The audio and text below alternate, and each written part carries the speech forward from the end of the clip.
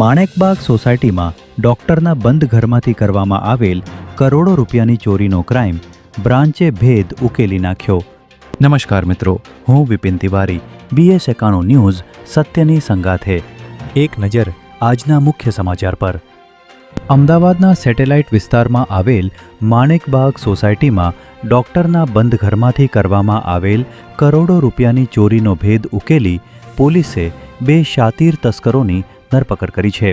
Satellite વિસ્તારમાં રહેતા doctor ઉત્તરાયણની રજા હોવાથી પરિવાર સાથે દુબઈ ફરવા માટે ગયા હતા.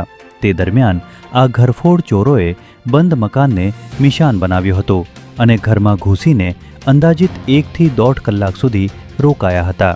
આ દરમિયાન તેઓએ સેફ લોકર તોડી 203 તોલા સોનાના દાગીના, 45 લાખ રોકડા તેમજ ચાંદી અને ડાયમંડના કિંમતી દાગીનાની ચોરી કરી ફરાર થઈ ગયા હતા.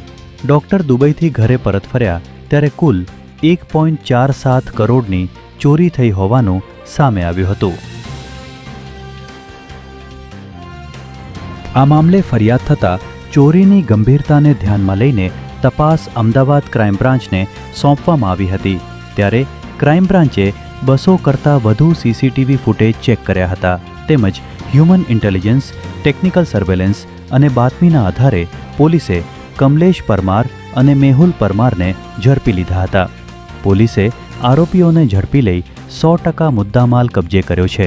ત્યારે પોલીસ તપાસમાં જાણવા મળ્યું છે કે કમલેશ અગાઉ 10 જેટલા ઘરફોડ ચોરીમાં ગુનામાં પકડાઈ ચૂક્યો છે અને આ ચોરી કર્યા બાદ આરોપીઓએ ચોરીની રકમ 2 ભાગમાં ડિવાઈડ કરી હતી તેમજ દાગીના કમલેશે પોતાની પાસે જ રાખ્યા હતા.